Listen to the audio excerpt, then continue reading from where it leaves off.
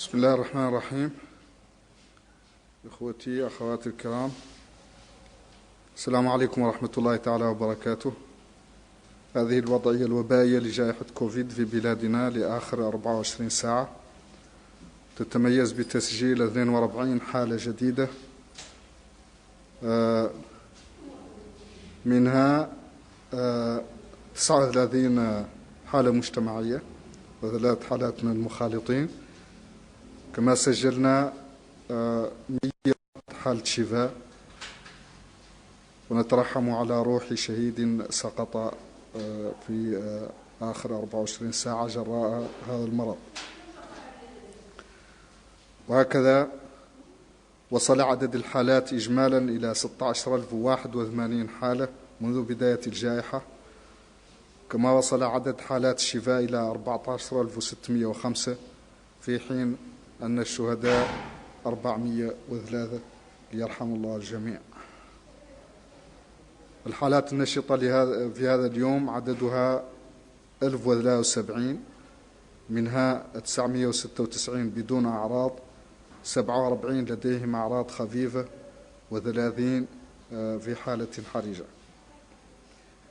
وتتوزع الحالات الجديدة لهذا اليوم على النحو التالي: حالتان في أمرج، واحدة في كل من جيجن تام شقط وقرو، حالتان في كنكوصة، 2 في كيفا، 2 في بابا بي، واحدة في بوتيليميت ونواذيبو والسبخة، 4 حالات في الزويرات، حالة واحدة في أكجوجت، 4 حالات في القصر، 13 حالة في تفرق زينة، حالتان في دار النعيم، واحدة في تيارت، 2 في توجونين، وواحدة في الرياض. أما بالنسبة للفحوصات فكان عددها لآخر 24 ساعة 1171، منها 1066 لتشخيص الحالات الجدد، وتتوزع ما بين 844 من الفحوصات السريعة، و220 من فحوصات بيسار.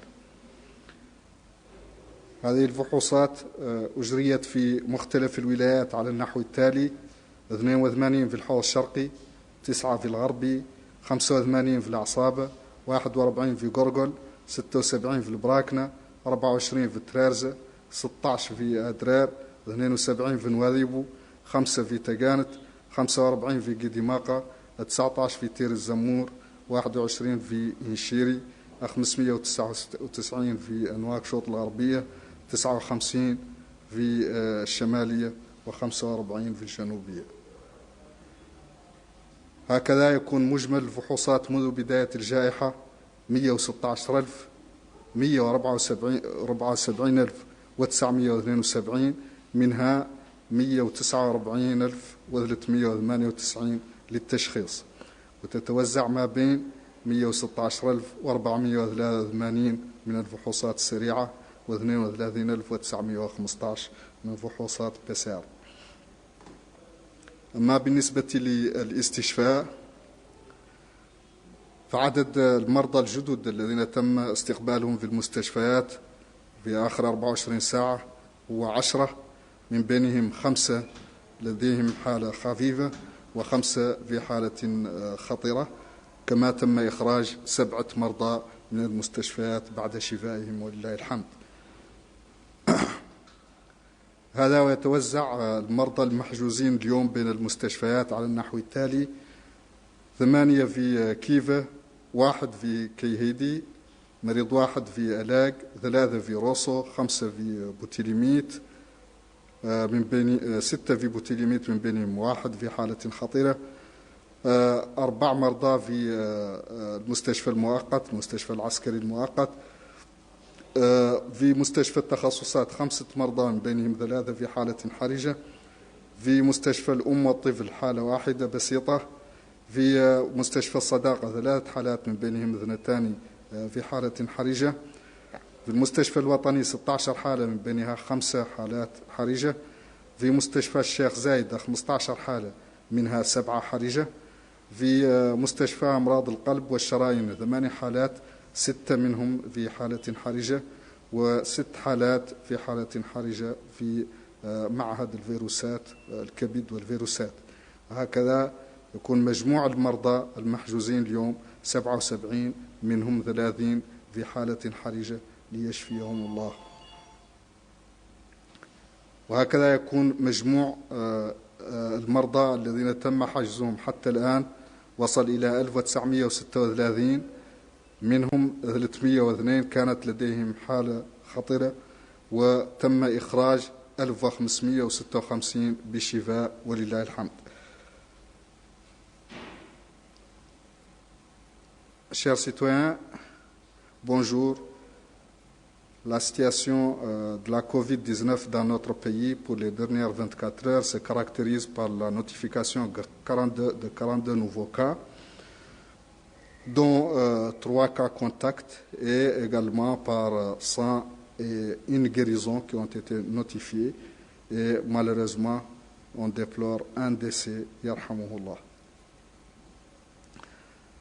Ainsi, le total de cas enregistrés dans notre pays depuis le début de la pandémie chez nous est de 16 081, dont 8 967 de contacts, 6 929 de cas communautaires et 185 cas importés.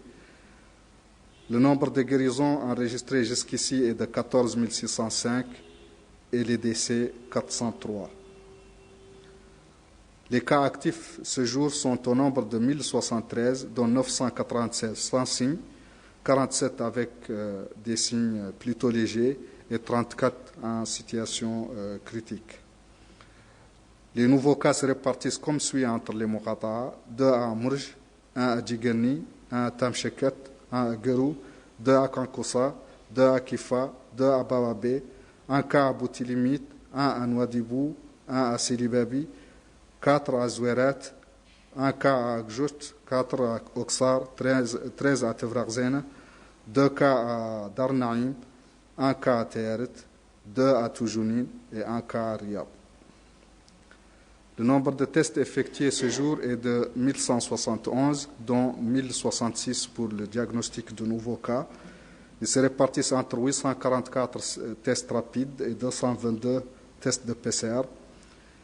Au niveau régional, les tests effectués sont les suivants: 82 au Hod Sharqi, 9 au Hod Larbi, 58 à Nasaba, 41 au Gorgol, 76 au Brakna, 24 au Trarza, 16 à Nadrar, 72 à Nouadhibou, 5 à Otagan, 45 au Guidimaka, 19 à Tirzemour, 21 à Nishiri, 599 à Nouakchott-Ouest, 59 au nord et 45 au sud. Ainsi, le total de tests effectués depuis le début de la crise est de 174 972, dont 149 398 tests de diagnostic, répartis entre 116 483 tests de TDR et 32 915 tests de PCR. Par rapport à l'hospitalisation, les dernières 24 heures ont connu l'hospitalisation de 10 nouveaux malades, dont 5 avec des signes légers et 5 en situation grave, et la sortie de 7 malades qui étaient hospitalisés.